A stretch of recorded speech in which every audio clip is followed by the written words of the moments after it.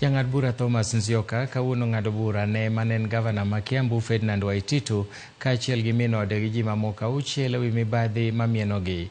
Maeri en bang' yude gi keth mar mibadhi motudore gorak mar malo siling $500,000. Waititu nyoro nyoywagore ne doho ni mondo mi ong'wonne kosingo ni ok nonuo keth makamano kendo, kokwayo ni mondo mi kik miye kum mager. Kata kamano, jamin buche e doho nonyiso doho ni mondo mi orang pek mar burano kod kwan maduong' mar omenda mabende ne e seche ma ong'ado bura, ka bende okwayo doho mondo mi ogeng'ne Waititu laro thuolo moro amora mar siasa kuom higni 10.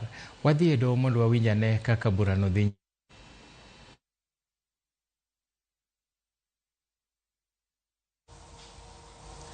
This is the court's determination on those issues before I proceed to sentence. The court retains the discretion in sentencing depending on the facts and the peculiar circumstances of each case. This legal proposition is supported by the decision Bernard Kimani Gasheru versus the Republic at 2002 EKLR, cited with approval in the case of Kibuna and 2 others versus the Republic.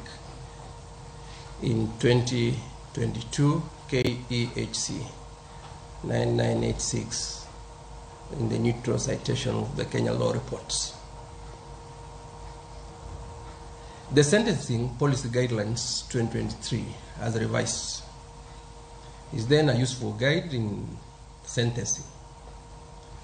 Factors that the guide instructs the court to follow in sentencing are: 1, age of the offender, being a first offender, whether the offender pleaded guilty, character and record of the offender, remorsefulness of the offender, the possibility of reform and social readaptation of the offender, and gravity of the offense, and time, if any, served in custody prior to conviction, so as to arrive at a just and appropriate sentence in the present case. I bear in mind the mitigation and the personal circumstances of each of the accused person. I also bear in mind the offending behavior as established by the evidence on record. In this case, charges against the accused persons concern economic crimes under ASECA and procurement fraud under the Public Procurement and Asset Disposal Act of 2015. I therefore hold the view that the following objectives are thus relevant to determine the sentences to the accused person. 1, deterrence. There's need to deter such acts. B, denunciation. There is a retribution, at least for the money to get back to public coffers.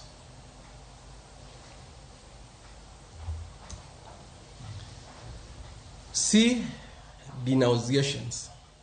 We denounce that this conduct that we cannot accept. And number D, community protection. The society as a large needs to be protected from those kind of criminal acts.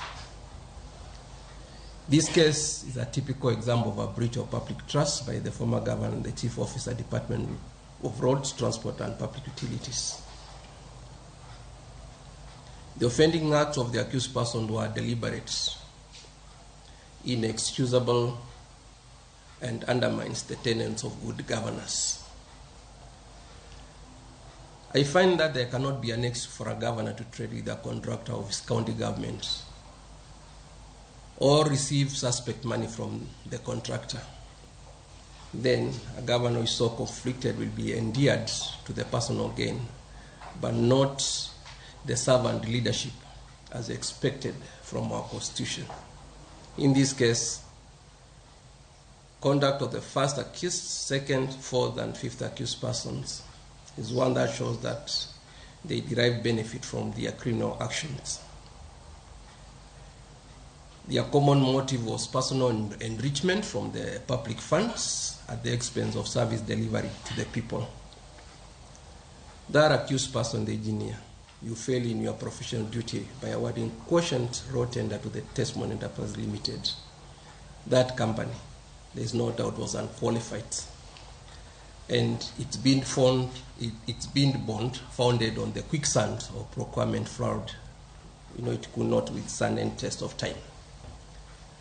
A matter of concern to me, and I think this one you need to think about it seriously, Mr. Chege, is the deliberate misrepresentation and forgery of academic credentials of young graduates at a time when unemployment is a challenge to this society. That was not proper, Mr. Chege. You can just get them and employ them. The submission that the government got value for money by Mr. Jenga is, in the terms of this case, far-fetched